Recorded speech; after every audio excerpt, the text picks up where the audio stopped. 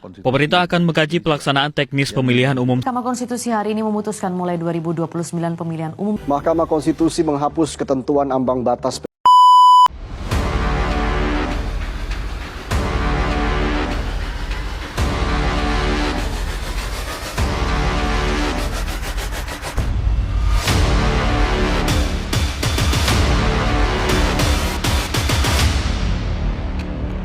Indonesia ternyata masih belajar menyelenggarakan pemilihan umum. Terbukti upaya perbaikan pelaksanaan pemilu terus dilakukan. Peraturan dan tata cara pemilu terus dilakukan renovasi dan bongkar pasang. Mungkin memang belum ditemukan formulasi pemilu yang paling tepat bagi Indonesia yang penduduknya sangat banyak dan wilayahnya sangat luas.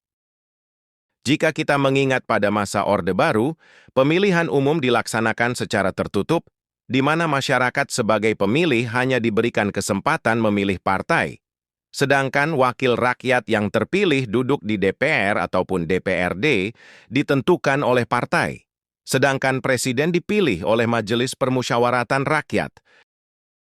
Pada awal memasuki Orde Reformasi pemilu dirubah, meski secara umum masih hampir sama dengan pemilu di zaman Orde Baru, namun pada tahap berikutnya perubahan dilakukan secara besar-besaran. Tepatnya, pada pemilu 2024, para pemilih dapat memilih figur calon anggota DPR yang dinilai dapat mewakili aspirasinya. Presiden pun dipilih langsung oleh rakyat tanpa melalui perwakilannya di MPR. Tetapi, kala itu pemilihan presiden dan pemilihan DPR pelaksanaannya masih terpisah. Pemilihan DPR dilaksanakan terlebih dahulu, beberapa bulan kemudian baru dilangsungkan pemilihan presiden.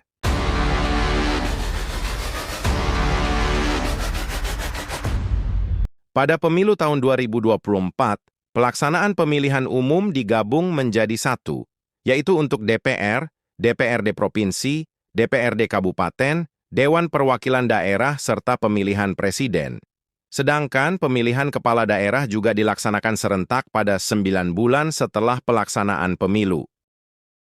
Ada yang menyebut demokrasi Indonesia seperti masakan tanpa juru masak atau chef.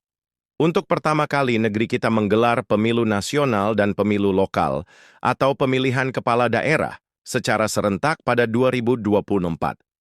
Serentak di sini tidak menunjuk pada hari yang sama, melainkan tahun yang sama, yaitu berjarak 9,5 bulanan. Ini adalah kelanjutan dari sifat serentak di pemilu 2019, saat pemilihan anggota DPR, DPD, DPRD Provinsi, dan DPRD Kabupaten atau Kota, Pileg dilaksanakan berbarengan atau di hari yang sama dengan pemilihan Presiden dan Wakil Presiden Pilpres. Pemilu serentak tahun 2019 itu menerjemahkan putusan Mahkamah Konstitusi nomor 14/PUU-22/2013. Sekarang, dua pilar dalam pemilu 5 kotak itu dicopot oleh MK lewat putusan nomor 135/PUU-22/2024 yang diajukan oleh Perkumpulan untuk Pemilu dan Demokrasi.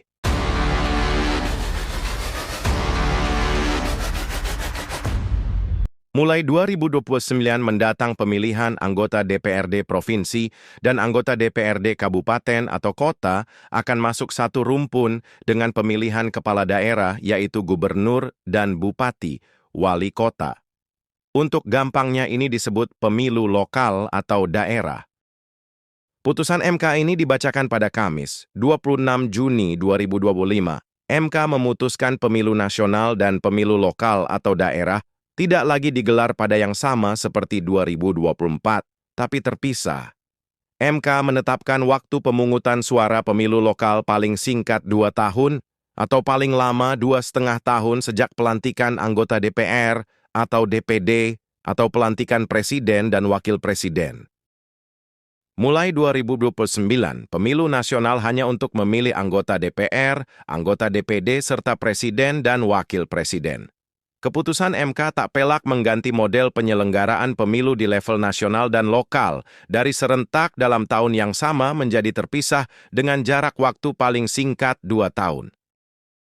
Putusan MK dapat dibilang maju revolusioner dan agak keluar dari fungsi MK sebagai negative legislator.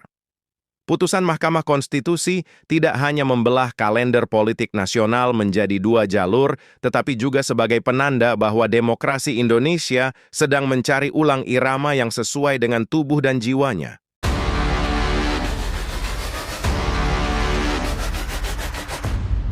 Pemisahan pemilu nasional dan pemilu lokal mulai 2029 bukan sekedar soal teknis waktu, tetapi menyangkut penataan sistem ketatanegaraan agar tetap rasional, adil, dan manusiawi.